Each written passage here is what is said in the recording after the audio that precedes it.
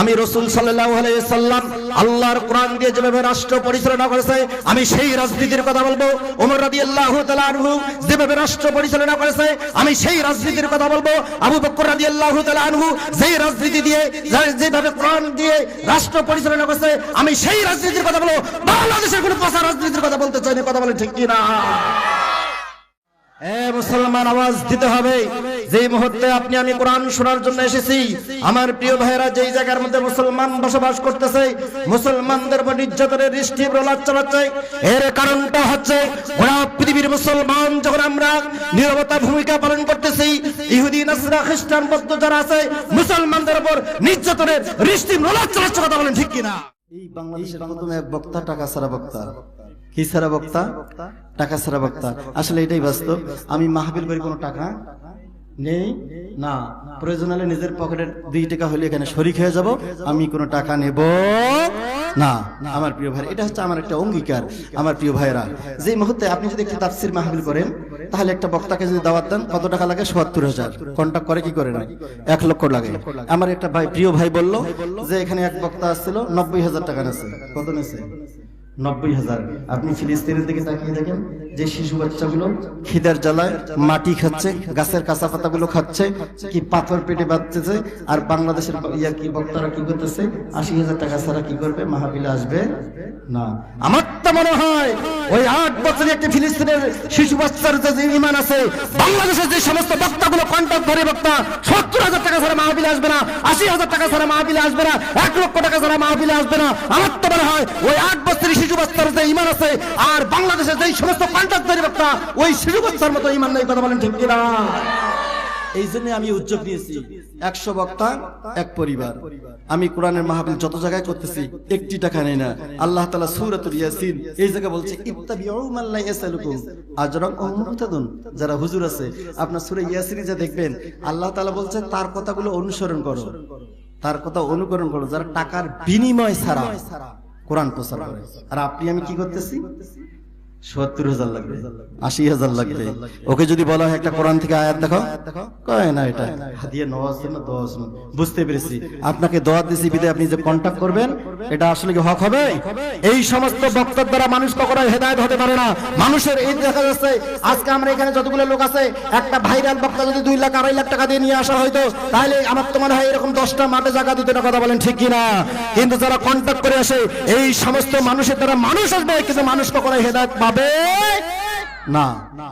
আপনাদেরকে একটি নতুন ট্রফিক, নতুন একটি আলোচনা উপহার দিয়ে যাব, যে আলোচনাটা আমার মনে হয় ইতিপূর্বে আপনারা কোথাও শুনেন নাই, সেই আলোচনাটাই উপহার ইনশাআল্লাহ দিয়ে যাব। এই জন্য একটু জোরে সোরে সুবহানাল্লাহ আলহামদুলিল্লাহ বলি আমাকে একটু সহযোগিতা করবেন তো ইনশাআল্লাহ? করবেন তো ইনশাআল্লাহ? আমার প্রিয় ভাইরা, মুসলমানের আওয়াজ থাকবে সেই রকম সিংহের মতো। আল্লাহ রাব্বুল আলামিন পবিত্র কোরআনুল কারীমের মধ্যে বলল, ওয়ালাকাদ কাররামনা বানি আদম। যারা আদম সন্তান হবে, তোমরা একটা জিনিস লক্ষ্য করে দেখো, সেই জিনিসটা কি জানো? আমি আল্লাহ রাব্বুল আলামিন আমার সৃষ্টি জগতে যতগুলো সৃষ্টি জীব আছে, আমি আল্লাহ তাআলা সমস্ত সৃষ্টি জীবগুলোকে আমি নিচু হয়ে চলতে বলছি। কি হয় বলেন তো দেখি? তাহলে আপনার বাসায় যদি একটা গরু থাকে, গরুটাকে এইভাবে উঁচু করে চলে? মাথাটা কোন দিকে? জোরে সোরে কথা বলতে হবে। মাথাটা কোন দিকে? নিচু। আপনি একটি ছাগলের দিকে লক্ষ্য করেন, মাথা কোন দিকে?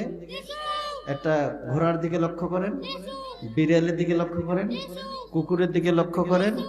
আল্লাহ রাব্বুল আলামিন বলল, শুধু একটি জাতি, তাদেরকে আমি শুধু বলছি, সে জাতিটা হচ্ছে আদম সন্তান। ওয়ালাকাদ কাররামনা বানি আদম।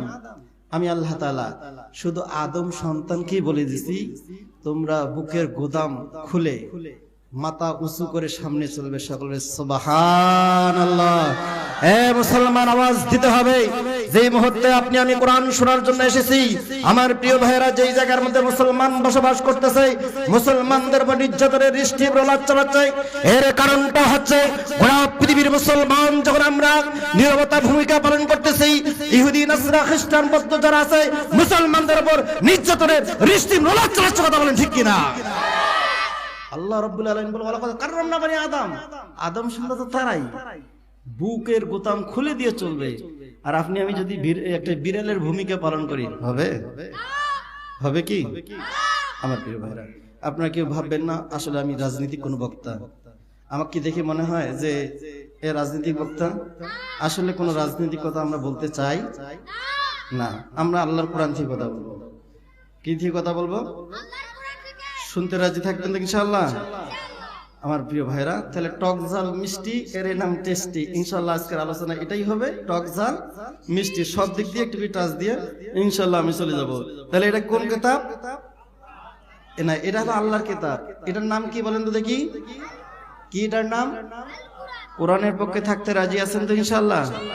আমার প্রিয় ভাইরা, এই কোরআনের জন্য যদি আপনাকে আমাকে রক্ত দেওয়া লাগে দেব। কোরআনের রাজ কায়েম করতে যদি রাজপথে নামা লাগে, তাহলে এটা আপনার যদি ওয়াদা হয়ে থাকে, আমার যদি অঙ্গীকার হয়ে থাকে, আল্লাহর কোরআন দিয়ে বাংলাদেশের সংসদের আইন চলবে।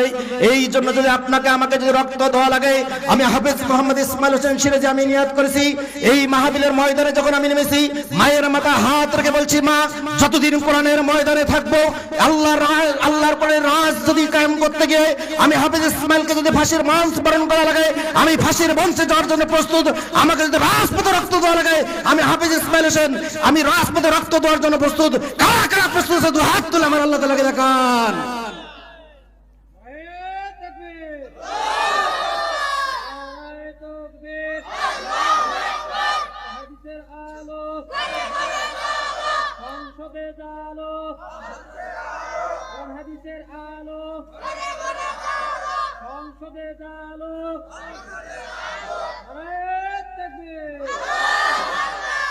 আমার প্রিয় ভাইরা, তাহলে এখানে কোনো রাজনীতি কথা হবে? আবার ছেড়েও দেব না। কি দেব না? ছেড়েও দেব না। কিন্তু এটা 100% শিওর। রাসূল সাল্লাল্লাহু আলাইহি সাল্লাম রাষ্ট্র পরিচালনা করেছে কিনা? আবু বকর রাদিয়াল্লাহু তাআলা আনহু রাষ্ট্র পরিচালনা করে নাই? উমর রাদিয়াল্লাহু তাআলা আনহু গোটা পৃথিবীর অর্ধেক পৃথিবীর কি খলিফা, তার মানে রাজত্ব করে নাই, ইলেকশন করেন নাই, নির্বাচিত হন নাই। আমার প্রিয় ভাইরা, এটাই যদি সত্যি হয়ে থাকে, আমিও প্রতিজ্ঞা করেছি, আমিও পালন করেছি, আমি রাসূল সাল্লাল্লাহু আলাইহি সাল্লাম আল্লাহর কোরআন দিয়ে যেভাবে রাষ্ট্র পরিচালনা করেছে, আমি সেই রাজনীতির কথা বলবো। ওমর রাদিয়াল্লাহু তাআলা আনহু যেভাবে রাষ্ট্র পরিচালনা করেছে, আমি সেই রাজনীতির কথা বলবো। আবু বকর রাদিয়াল্লাহু তাআলা আনহু যেই রাজনীতি দিয়ে যেভাবে কোরআন দিয়ে রাষ্ট্র পরিচালনা করেছে, আমি সেই রাজনীতির কথা বলবো। বাংলাদেশের কোনো পচা রাজনীতির কথা বলতে চাই না। কথা বলে ঠিক কি না? আমরা বাংলাদেশের কোনো রাজনীতির কথা বলতে চাই না। আমার প্রিয় ভাইরা, দুঃখজনক একটি কথা, একটু মাইন্ডে নেবেন না, খুব ব্যথা লাগতেছে তো এই জন্যই বললাম। এই আপনাদের এই যে শহরটার নাম কি? এটা কি শহর বলা হয়? রংপুর আমাদের কি শহর, তাই না? এই যে রংপুরের লোকগুলো যদি ঢাকায় যায়, আপনাকে আমাকে একটি শব্দ বলা হয়, রংপুরের লোক কি, ঠিক আছে না? এই যুবক ভাই ঠিকই বলছে, রংপুরের লোক। আরে বাবা, লজ্জা কিসের? যুবক বয়স থেকে আপনি বৃদ্ধ হয়ে গেলেন, আপনাকে আমাকে একটি শব্দ শুধু একটি ধিক্কারি দিছে। আপনি দক্ষিণবঙ্গে যান, আপনাকে আমাকে কি বলবে? রংপুরের লোক। আসলে কি আমরা মুফিস? আমরা গোটা বিশ্বকে তাক লাগিয়ে দিয়েছি রংপুরের কৃতি সন্তান আবু সাইদ জালিম মুক্ত করার জন্য নিজের বুকের তাজা রক্তগুলো রাজপথে ঢেলে দিয়ে গোটা বিশ্বের মধ্যে একটি ইতিহাস তৈরি করে দিল। রংপুরের লোক কখনো মুফিস হতে পারে না। রংপুরের লোক আল্লাহর কোরআনের জন্য রাজপথে নামতে বাধ্য হয়। এরা গুলির সামনে কখনো পরাজয় স্বীকার করে না। কথা বলে ঠিক কিনা? তোমরা যারা আমাদেরকে মফিজ বলো, আমরা আসলে মফিজ নয়। আল্লাহর জমিনে, আল্লাহর দিনে, আল্লাহর কোরআন দিয়ে দিন প্রতিষ্ঠা হবে। প্রয়োজন যদি হয় আবু সাইদের মতো ভূমিকা পালন করে আপনাকে আমাকে যদি গুলির সামনে দেওয়া লাগে, আমরা আল্লাহর কোরআনের জন্য বুক টান টান করে আবু সাইদের ভূমিকা পালন করার জন্য প্রস্তুত থাকবো। কথা বলে ঠিক কিনা? থাকবেন দু হাত তোলে আমার আল্লাহ তাআলাকে দেখা।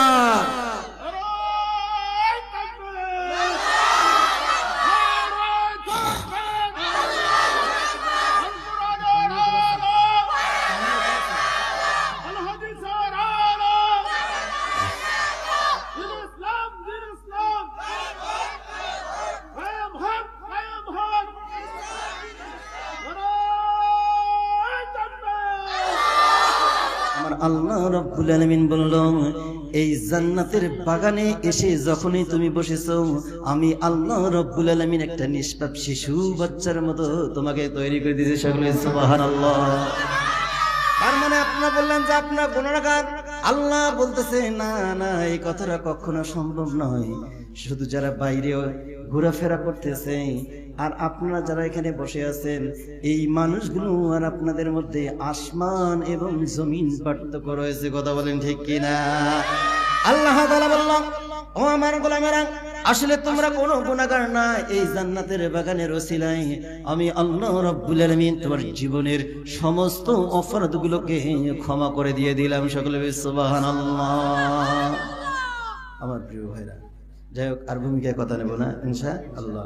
তাহলে আজকের আলোচনার যে টপিক, আলোচনার যে মূল পয়েন্টটা হচ্ছে, সেটা হচ্ছে এটি প্রশ্ন আপনাদেরকে যে কথাগুলো বলবো আপনাদের কাছে শুনে নেব, আপনারা আরেকজনকে যেন বলতে পারেন। টপিক হচ্ছে প্রথম, সেটা হচ্ছে একজন বাপজন বলবে যে একদিনে ফরজ নামাজ কত রাকাত?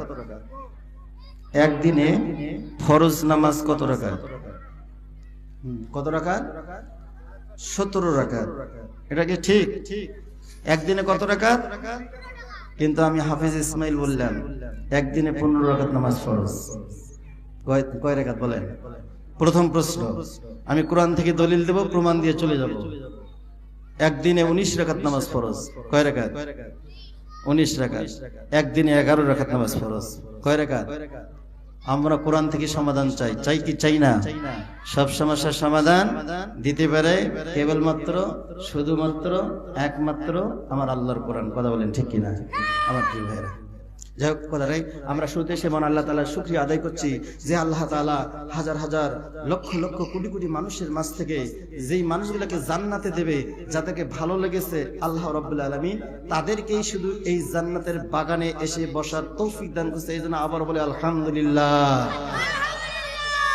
নবীর প্রতি একবার সংক্ষিপ্ত দরুদ পাঠ করছি, যিনি সর্বকালের সর্বযুগের শ্রেষ্ঠ মহামানব, যার দেখানো পথে মিলবে আমাদের জান্নাত।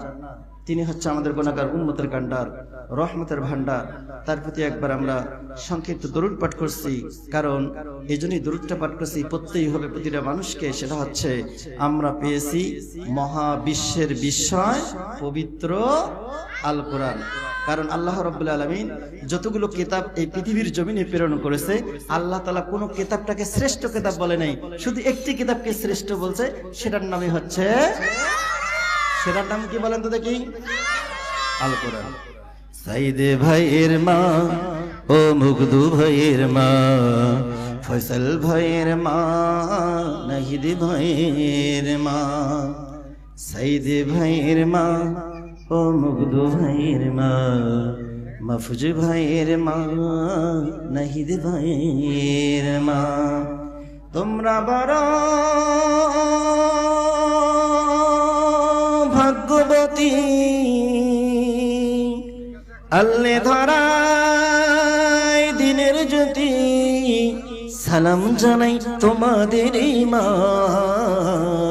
সাইদে ভাইয়ের মা, ও মুগদু ভাইয়ের মা, মাহফুজ ভাইয়ের মা, নাহিদ ভাইয়ের মা। এটা বলার উদ্দেশ্য একটা হচ্ছে, এই যে আবু সাইদের বোন যে আছে, এই আর্তনাদ চিৎকার করলো, তাকে বলা হলো তুমি কান্না করো না, বুঝতে পেরেছি তোমার ভাই একটা শহীদ হয়ে গেছে, সুতরাং তোমাকে আমরা একটা বাড়ি করে দেব। কয় বাড়ি কয়তলা করবেন? কয় একতলা। কয় একতলা কেন? 10 তলা যদি করে দেন, 5 তলা যদি করে দেন, আমার ভাইয়ের মতো ভাই আর একটা খুঁজে পাওয়া যাবে না। কথা বলেন ঠিক কিনা আমার প্রিয় ভাইরা? সাইদে ভাইয়ের মা, একটু সকলে বলি, একটু তাহলে ভালো লাগবে, আমার সাথে একটু বলেন। সাইদে ভাইয়ের মা, ও মুগদু ভাইয়ের মা, ফয়সাল ভাইয়ের মা, নাহিদ ভাইয়ের মা। তোমরা বড় ভাগ্যবতী, আল্লে ধরায় দিনের জ্যোতি, সালাম জানাই তোমাদের মা।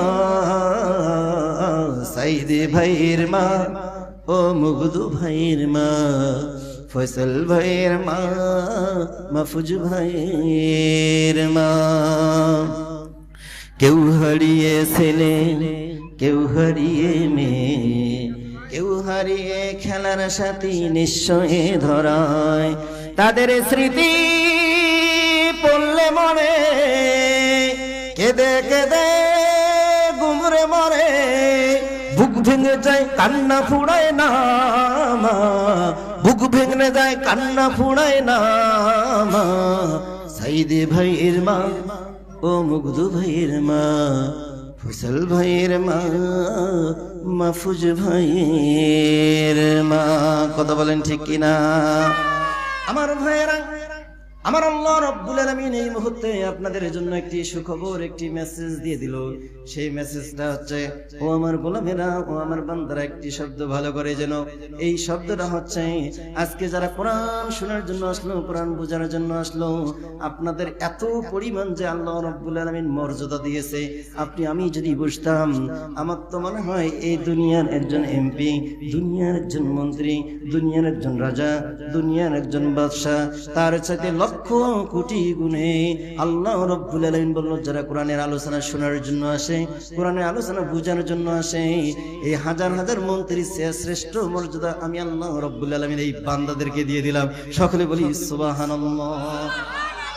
আল্লাহকে প্রশ্ন করবো, আল্লাহ বুঝতে পারলাম শ্রেষ্ঠ বান্দা তুমি বললে, আর কি কিছু বলবে না? আমার আল্লাহ রাব্বুল আলামিন পবিত্র কুরআনুল কারীমের মধ্যে জানাই দিল, ওয়াস্তাগফিরুনা লিল্লাযীনা আমানু রাব্বানা ওয়াসি'তা কুল্লা শাইইন রাহমাতাও ওয়া ইলমা।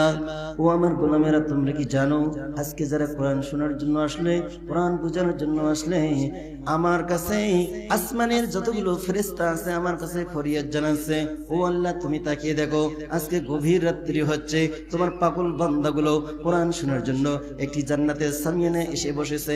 ও আল্লাহ, এরা কিন্তু আপনাকে দেখে নাই, আপনার নবীকে দেখে নাই, জান্নাত দেখে নাই, জাহান্নাম দেখে নাই, না দেখার পরে মানুষগুলো চাতক পাখির ন্যায় তারা তাকিয়ে আছে। ও আল্লাহ, তুমি এদেরকে কি দিয়ে দেবে?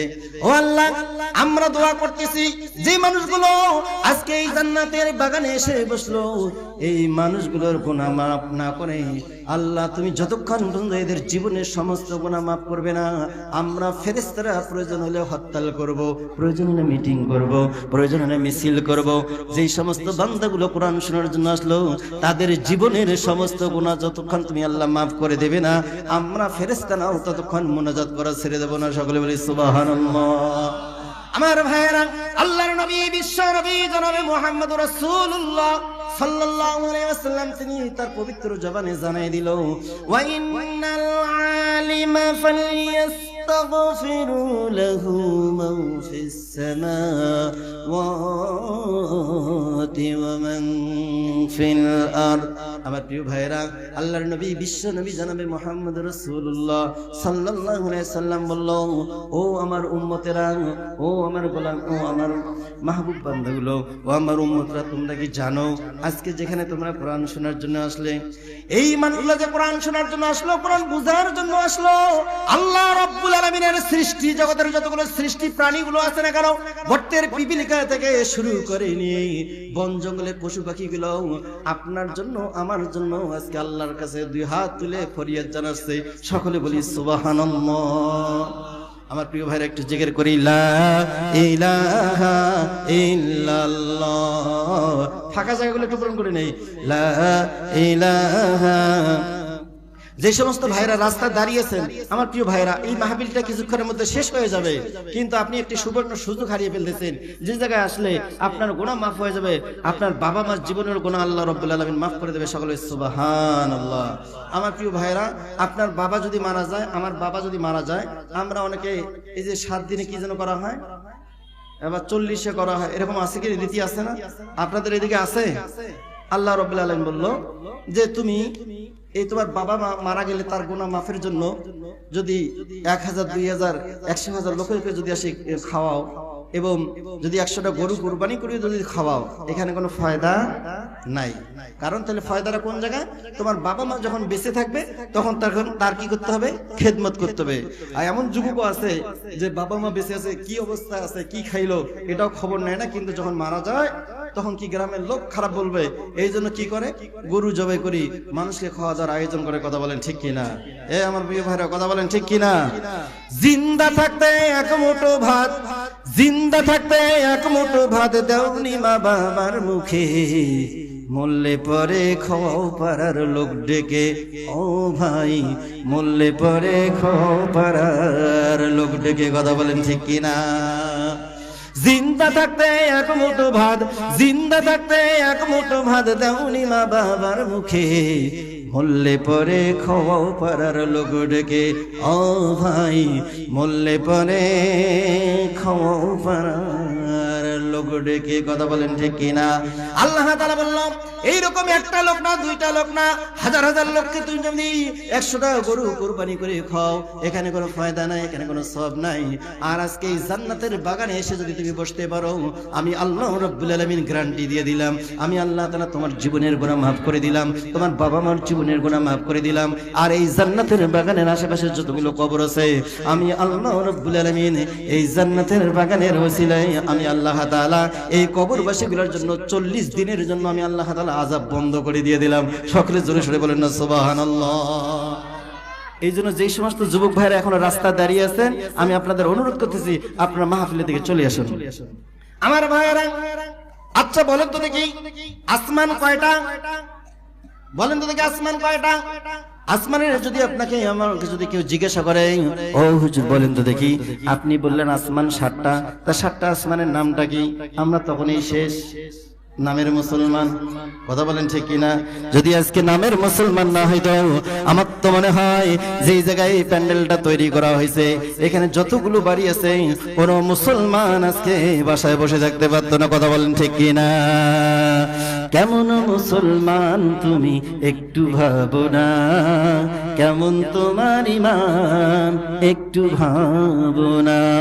তুমি রমজান এলে রাখো না রোজা, দিনকে করো আঘাত, পয়সা করির নাই তো অভাব, দাও না তো যাকাত। কথা বলেন ঠিক কিনা?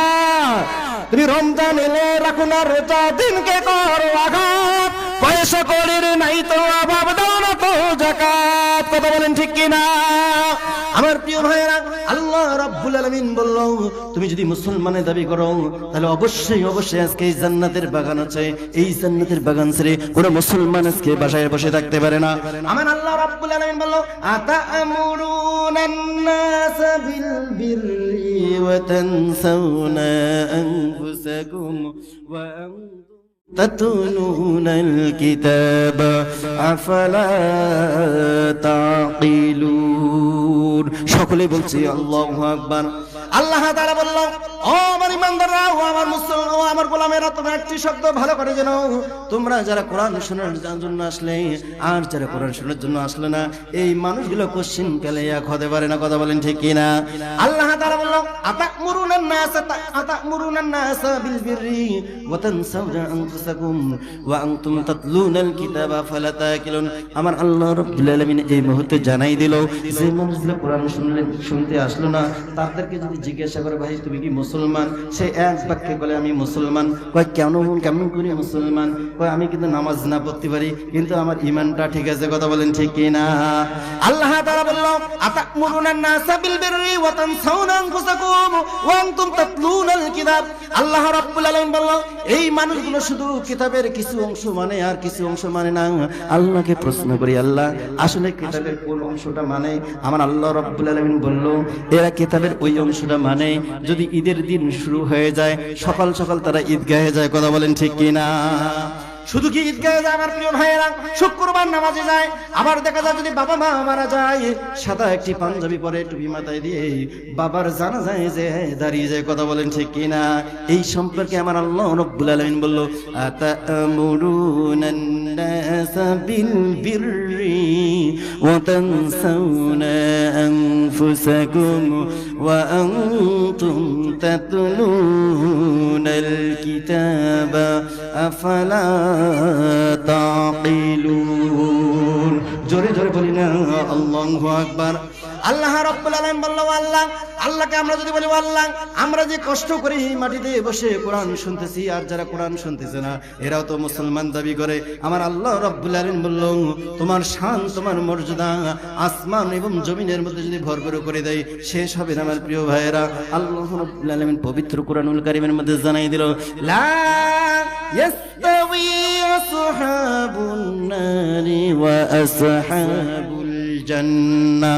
আমার আল্লাহ রাব্বুল আলামিন এই মুহূর্তে বলল, জান্নাত আর জাহান্নাম যখন কখনো এক হতে পারে না, তেমনি করে যারা কোরআন শোনার জন্য আসে আর কোরআন বুঝার জন্য আসে, এই মানুষগুলো কোশ্চিনকালে এক হতে পারে না। এই জন্য জোরে জোরে বলি না সুবহানাল্লাহ। আমার ভাইয়েরা, আল্লাহ তাআলাকে বলবো, আল্লাহ কোরআন শুনে লাভটা কি হবে, কোরআনের আয়োজন করে লাভটা কি হবে? আমার আল্লাহ রাব্বুল আলামিন বলল, যারা কোরআন শোনার জন্য আসলো এই মানুষগুলোকে আমি একটা মেসেজ দিচ্ছি। আল্লাহ তাআলা মেসেজটা পবিত্র কোরআনুল কারীমের মধ্যে জানাই দিল, যালিকা বিআন্নাল্লাহা মাওলাল্লাযীনা আমানু ওয়া আন্নাল কাফিরিনা লা মাওলা লাহুম। জোরে জোরে বলেন না আল্লাহু আকবার। আল্লাহ তাআলা বলল, ও আমার গোলামেরা, তোমরা যারা কোরআন শোনার জন্য আসলে, আমি আল্লাহ রাব্বুল আলামিন এই মুহূর্তে ঘোষণা করে দিয়ে দিলাম, আমি আল্লাহ রাব্বুল আলামিন এই বান্দাগুলোর নিজেই গার্জিয়ান হয়ে গেলাম। সকলে বলেন সুবহানাল্লাহ। আমার ভাইরা, আল্লাহ তাআলা ওয়াদা করলো আমি তোমাদের গার্জিয়ান হলাম। আচ্ছা বলেন, আল্লাহ যদি আপনার আমার গার্জিয়ান হয়, আমাদের টেনশন আছে? পুলিশের ভয় আছে, র্যাবের ভয় আছে, প্রশাসনের ভয় আছে? আছে কি? পিছনের লোকগুলো কথা বলে না, মনে হয় আছে। আমার প্রিয় ভাইরা, কোনো ভয় আছে? কোনো ভয়? নো টেনশন, ডু ফুর্তি। আমার প্রিয় ভাইরা, এটাই যদি হয়ে থাকে, আমার আল্লাহ যদি বললো, যালিকা বিআন্নাল্লাহা মাওলাল্লাযীনা আমানু, ও হে ঈমানদারগণ, আমি আল্লাহ রাব্বুল আলামিন এই মুহূর্তে যে মেসেজটা দিলাম, আমি তোমাদের গার্জিয়ান হয়ে গেলাম। সুতরাং আল্লাহ রাব্বুল আলামিন যদি আমার আপনার গার্জিয়ান হয়ে যায়, আল্লাহর জমিনে আল্লাহর কোরআনের আইন বাস্তবায়ন করতে গিয়ে যদি আপনাকে আমাকে মেশিন গানের সামনে দাঁড় হওয়া লাগে, আমরা যদি মেশিন গানের সামনে দাঁড় হয়ে যায়, আমার প্রিয় ভাইরা, আল্লাহ যদি বললো আমি তোমাদের গার্জিয়ান, আল্লাহ যদি গার্জিয়ান হয়, দুনিয়ার কোনো মেশিন গান, দুনিয়ার কোনো পিস্তল, দুনিয়ার কোনো রাইফেল আপনাকে আমাকে কোনো হত্যা করতে পারবে না। কথা বলেন ঠিক কি না? কারণ আমার নেটওয়ার্ক আছে আমার আল্লাহর সাথে। আমার নেটওয়ার্ক কার সাথে বলেন তো দেখি? আমার আল্লাহর সাথে। কথা বলেন ঠিক কি না? আমার ভাইয়েরা, আশরাফ আলী থানভী রহমাতুল্লাহ আলাইহি, তার কাছে একটি যুবক এসে বলল, ও হুজুর, আপনি তো বিজ্ঞ লোক, আপনি একটি সমাধান দিয়ে দেন। যে সমাধানটা হচ্ছে, আমি 4টি বিবাহ করেছি। বলেন তো কয়টি বিবাহ? 4টি বিবাহ করেছি, কিন্তু আমি স্ত্রী পুষতে আর পারছি না, কারণ যে জিনিসপাতির দাম। এই জন্য আমি 4টা বউ থেকে একটা সিদ্ধান্ত গ্রহণ করলাম, 3টা বউকে মাইনাস করব, আর একটা বউ আমি সাথে রাখবো। হুজুর একটু পরামর্শ দেন, আমি কিভাবে কি করব? আশরাফ আলী থানভী রাহমাতুল্লাহ আলাইহি বলল, ও যুবক, তুমি বাসায় চলে যাও, আমি তোমার বাসায় কালকে যাব। যার পর তোমার বউগুলোকে আমি ডাকবো, ডেকে একটি প্রশ্ন করব, প্রশ্ন যারা উত্তর দিতে পারবে সে তোমার বউ থাকবে, আর যে প্রশ্নের উত্তর দিতে পারবে না সে তোমার বউ থাকবে না। আমার প্রিয় ভাইয়েরা, যেই কথা সেই কাজ। আশরাফ আলী থানভী রাহমাতুল্লাহ আলাইহি তিনি বাসায় চলে গেল। চলে যাওয়ার পর এবারে বড় বৌমাকে ডাকতে হলো, বৌমা তুমি এদিকে আসো। আচ্ছা তুমি বলো তো দেখি, একদিনে ফরজ নামাজ কত রাকাত? কয় রাকাত? এই আল্লাহর বান্দি সে বলল, হুজুর আমি তো প্রতিনিয়ত এই নামাজ পড়ি, সুতরাং একদিনে ফরজ নামাজ হচ্ছে 17 রাকাত। কয় কিভাবে 17 রাকাত হয়? কয় ফজরের 2 রাকাত ফরজ, জোহরের 4 রাকাত ফরজ, আসরের 4 রাকাত ফরজ, মাগরিবের 3 রাকাত ফরজ, ইশার 4 রাকাত ফরজ। এই সর্বমোট হলো একদিনে 17 রাকাত নামাজ ফরজ। কথা বলেন ঠিক কি না? আশরাফ আলী থানভী রাহমাতুল্লাহ আলাইহি বলল, ও বৌমা, তোমার উত্তরটা সঠিক হয়ে গেছে, কারণ আসলে একদিনে 17 রাকাত নামাজ ফরজ, তার মানে তুমি তার বউ হিসেবে থাকবে। এবার দ্বিতীয় বৌমাকে ডাক দেওয়া হলো, ও বৌমা তুমি এদিকে আসো তো দেখি, তুমি বলো তো দেখি একদিনে ফরজ নামাজ কত রাকাত? বলে, হুজুর আসলে একদিনে ফরজ নামাজ 17 রাকাত নয়, যেহেতু আমার বড় আপা বলেছে একদিনে ফরজ নামাজ হলো 17 রাকাত, সুতরাং একদিনে ফরজ নামাজ কখনো 17 রাকাত হয় না, একদিনে ফরজ নামাজ হইল 15 রাকাত। আর আমি যদি এই প্রমাণ দিতে না পারি, আমি যদি এটা বিশ্লেষণ করতে না পারি, আমি নিজ ইচ্ছায় আমার স্বামীকে তালাক দিয়ে আমি চলে যাব। আমার প্রিয় ভাইরা, আশরাফ আলী থানভী রহমাতুল্লাহ আলাইহি হতভম্ব হয়ে গেল, এ কোন কথা কয় রে? আসলে তো আমরা একদিনে 17 রাকাত নামাজ ফরজ পড়ি। এই মহিলা আবার বলল, একদিনে 15 রাকাত নামাজ যদি আমি প্রমাণ দিতে না পারি, নিজ ইচ্ছায় তালাক দিয়ে চলে যাব। আমার প্রিয় ভাইরা, এবার তৃতীয় বউকে ডাক দেওয়া হলো, ও বৌমা তুমি এদিকে আসো, পর্দার শহীদে আসো। তুমি বলো তো দেখি একদিনে ফরজ নামাজ কত রাকাত? এবার তৃতীয় বৌমা আসে বলল যে বড় আপা যেহেতু বলেছে একদিনে 17 রাকাত, মেজো আপা বললো একদিনে 15 রাকাত, সুতরাং আমি ওইটা বলবো না। একদিনে আসলে হুজুর একদিনে নামাজ হলো 19 রাকাত ফরজ। আর আমি যদি এটা বিশ্লেষণ করতে না পারি, আমি যদি প্রমাণ দিতে না পারি, তাহলে আমি নিজ ইচ্ছায় আমার স্বামীকে তালাক দিয়ে চলে যাব। আমার প্রিয় ভাইয়েরা, ঘটনাটা কোন ঘটে গেল? এবার চতুর্থ বৌমাকে ডাক দেওয়া হলো, বৌমা তুমি এদিকে আসো। আচ্ছা তুমি বলো তো দেখি একদিনে ফরজ নামাজ কত রাকাত? এবার ছোট বৌমা এসে বলল, বড় আপা যেহেতু বললো 17 রাকাত, মেজো আপা বললো 15 রাকাত, আর সেজো আপা বললো 19 রাকাত, সুতরাং আমি এটা বলবো না হুজুর, আসলে একদিনে নামাজ হইলো 11 রাকাত ফরজ। আর আমি যদি এটা প্রমাণ দিতে না পারি, তাহলে স্ব ইচ্ছায় আমার স্বামীকে তালাক দিয়ে আমি চলে যাব। সকলে বলি মারহাবা। আমার প্রিয় ভাইয়েরা, শুনতে চান কি চান না? শুনতে চান কি চান না? আমিও বললাম সব সমস্যার সমাধান দিতে পারে কেবলমাত্র শুধুমাত্র একমাত্র আল্লাহর কোরআন। আমিও কোরআনকে বলবো, ও কোরআন, তো ওই বৌমার কথা বাদ, তুমি এবার নিজেই প্রমাণ দাও। কিভাবে প্রমাণ দেবে? আমার আল্লাহ রাব্বুল আলামিন এই মুহূর্তে মেসেজ দিল, ওয়া নাযালনা আলাইকাল কিতাবা তিবয়ানান লিকুল্লি শাইইন ওয়া হুদান ওয়া রাহমাতান ওয়া বুশরা লিল মুসলিমিন।